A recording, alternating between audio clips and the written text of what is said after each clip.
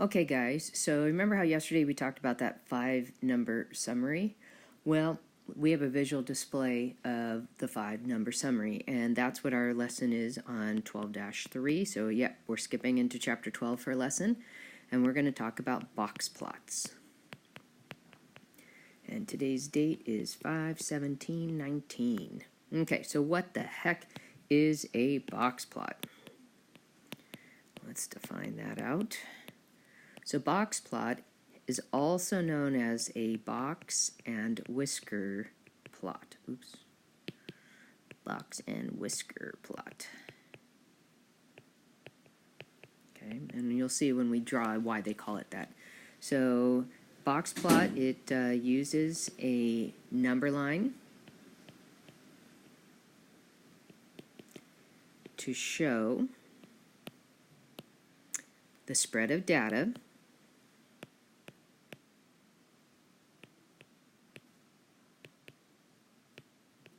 by plotting the 5-number summary.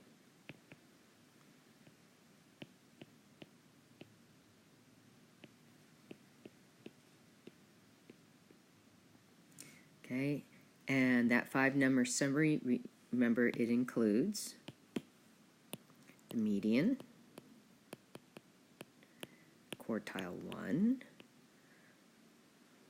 quartile 3, and the extreme values, which are, those are at the ends. That would be, and the minimum and maximum.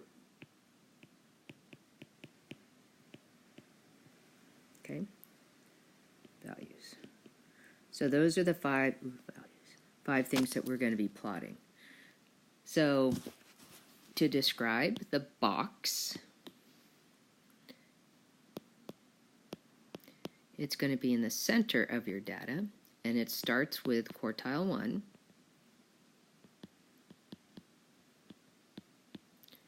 and ends at quartile 3.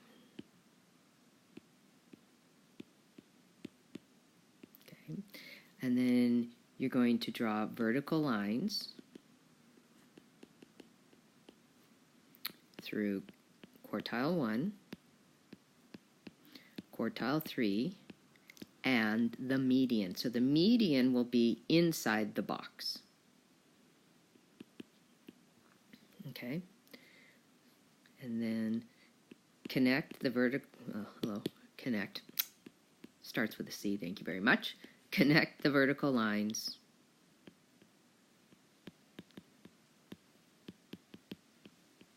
to form a box.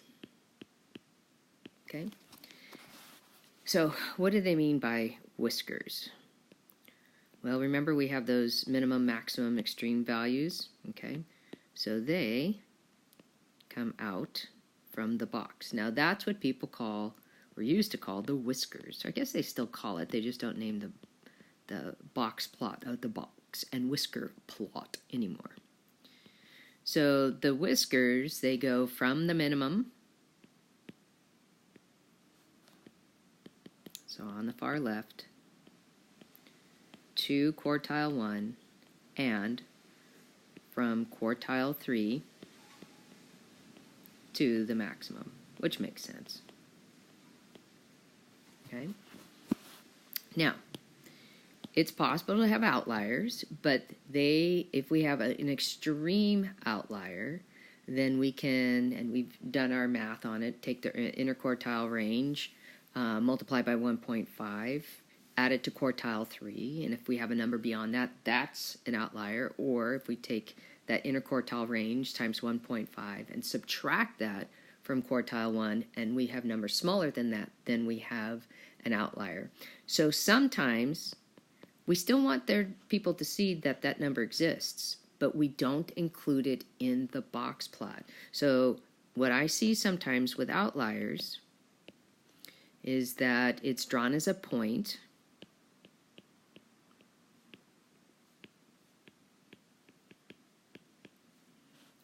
that is not part of the box plot. So it's either far to the right or far to the left.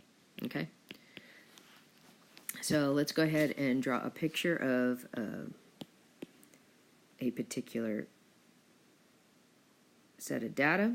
We're going to go from 80 to 220. We're going to count by 10. So 80, 90, 100, 10, 20, 30, 40, 50, 60, 70, 80, 90, 200, 210, all the way to 220.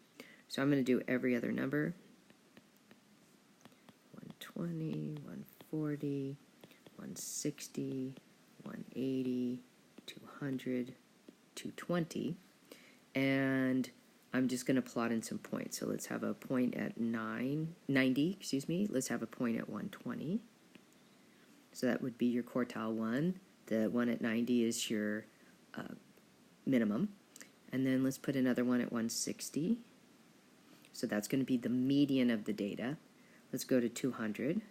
So that's going to be your quartile 3. And then let's go to 210, and that's going to be your maximum or greatest value. So I'm just going to kind of label these out. So we have minimum and maximum. We have quartile 1 and quartile 3. And then we have the median. So remember I talked about forming those vertical lines.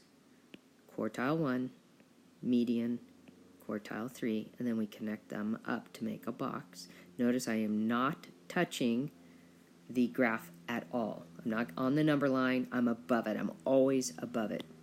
And then, to get my whiskers, I'm just going to connect my quartile 1 to the minimum and my quartile 3 to the maximum. Okay? Now, what's interesting is that what we're doing is taking the data and we're breaking it into pieces that have the same amount of numbers in them. So it's not about importance or big numbers or little numbers or anything like that. What it's saying is that this section is 25% of the data. That's from the minimum to quartile 1.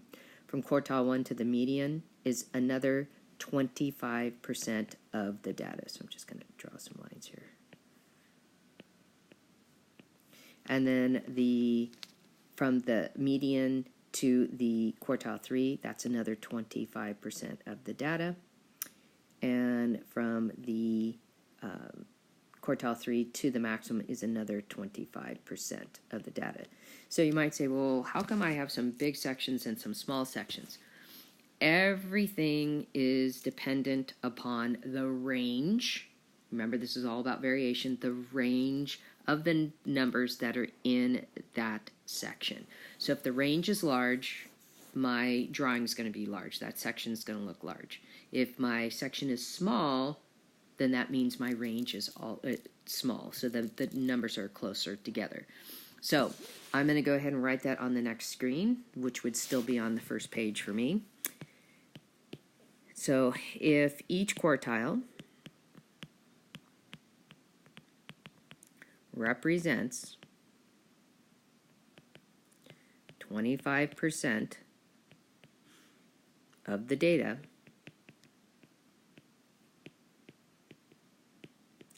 why aren't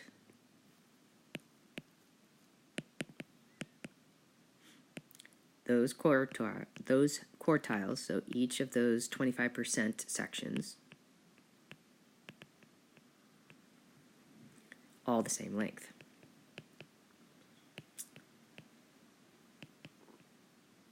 Why did I have that really short one at the end? So here's some information. The greater the range of the data,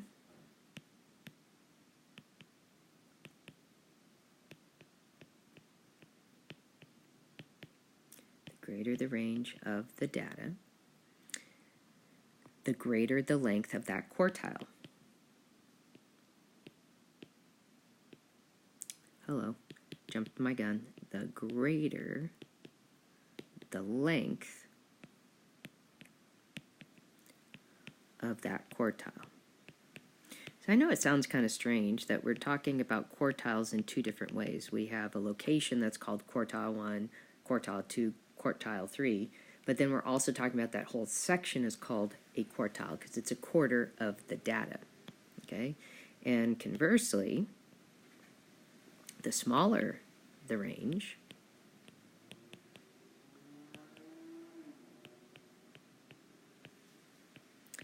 of the data,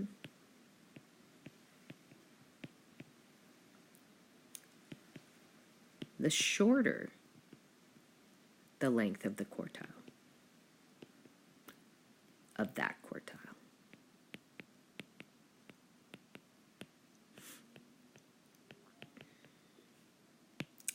And finally, if the quartiles appear similar in length, all short or all long,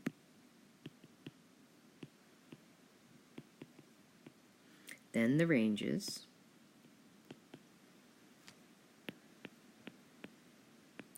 for those quartiles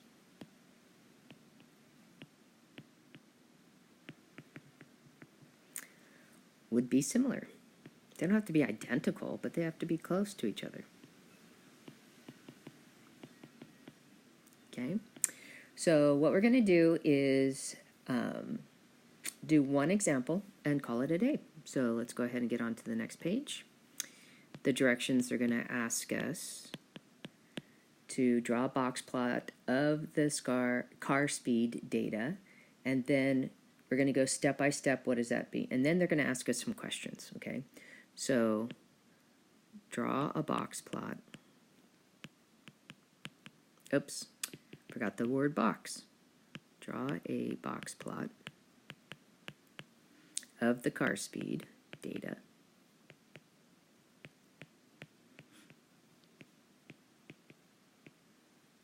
so the numbers they give us are 25, 35, 27, 22, 34, 40, 20, 19, 23, 30, 25, excuse me, and 30.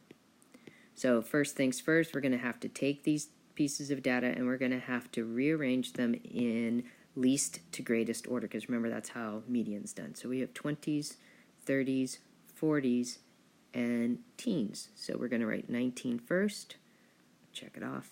20s, I have a 25, 27, 22, 20, 23, 25. So 20 would come next, and then it looks like 22. We have 25, 27, 23, so 23 would come next, and followed by 125 and 2 25s. And then we would have a 27. Now 30s, 35, 34, 30. So 30 would come next, followed by 34 and 35. And last would be 40. Okay, so that's our first job, is order. Okay, and it's always least to greatest. Okay, next bit, we're going to find the 5-number summary.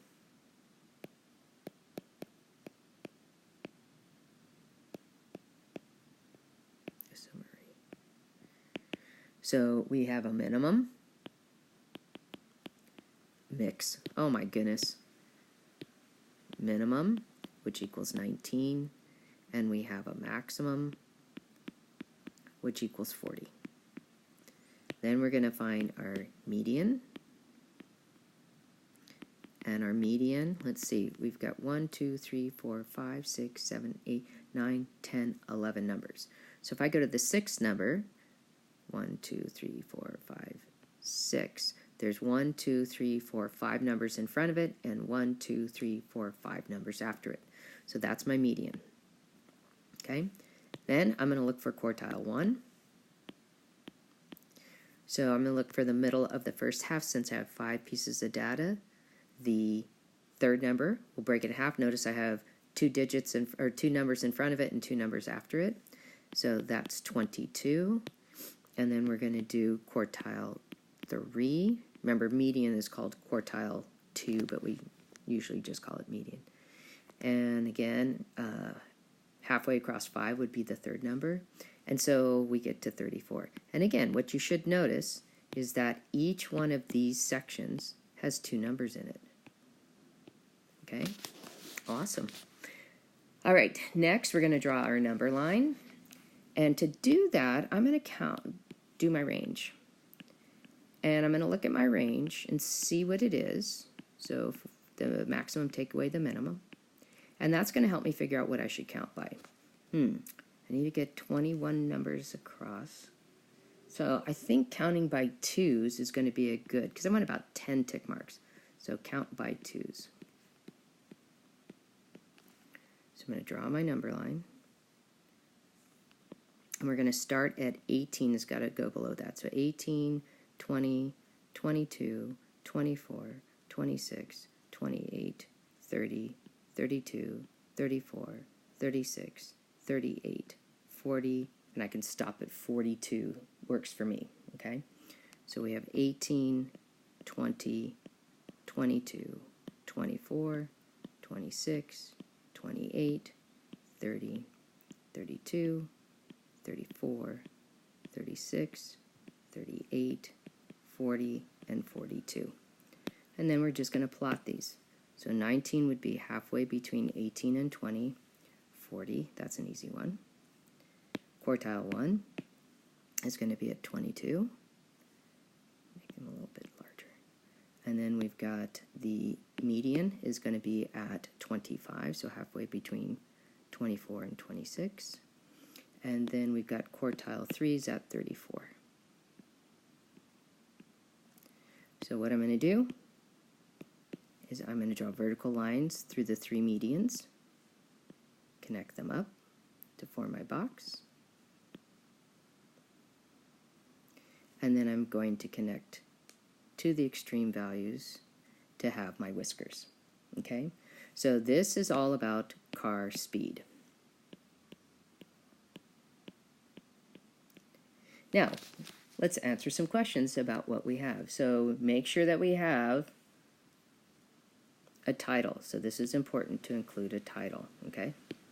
All right, so let's answer some questions. Half of the drivers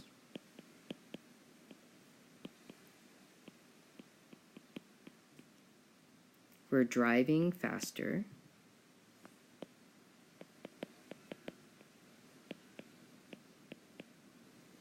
than what speed?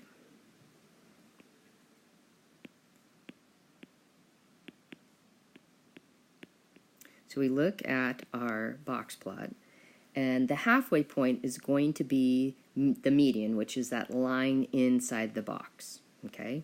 So what would they be driving faster than, okay? So I can see that the median is at 25. So half of the drivers were driving faster than 25 miles per hour, okay? So actually, let me go back. I'm going to call this A. I don't know why I put it. Oh, I don't need a number here. Here, I'm going to erase this guy too and just say A. Okay, let's do a B question. What does the box length tell about the data?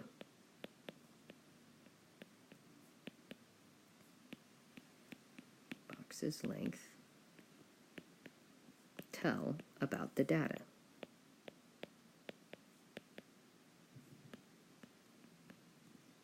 Okay, so what I notice is that the median line is not in the center of the box. So that must mean that from quartile 1 to the median has a very small range, but the range from the median to quartile 3 is very large. So if you go up here, this is the small box, the small portion of it, okay? It's this portion. The range is only 2. But look at over here. We're talking about this portion, and the range is 3. Now, that kind of makes sense. And if you think about it, we could go even further. we could go from 23 to the median. That's still a difference of 2. But if we went from 27 to 34, quartile 3, now we're talking a difference of 7. So that totally makes sense to me, okay? So we're going to write a little bit about that. The left half is shorter than the right half.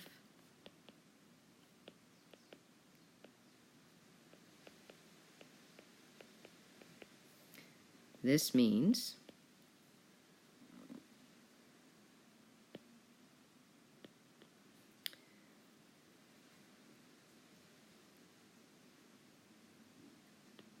this portion has a small range. There's not a bunch of variety in the speeds in that kind of slow part. But we can see that the right half is larger, longer. Actually, let's write longer. I like that word better. And shows the faster speeds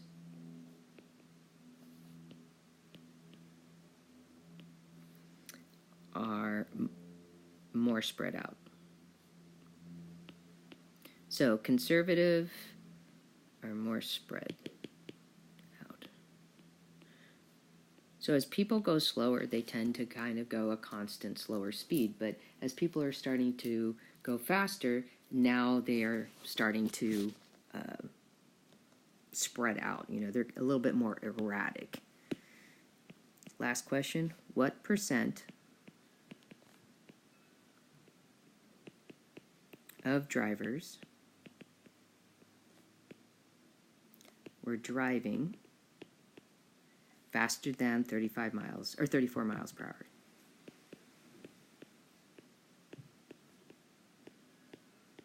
So what we're going to do is count up how many sections go past 34. And all I see is one section from 34, which is quartile 3, to the maximum. And remember, each one of these represents 25%, each one of the sections. So we would have 25% would be driving faster than 34 miles per hour. And there you go. Have a good one, guys. Bye.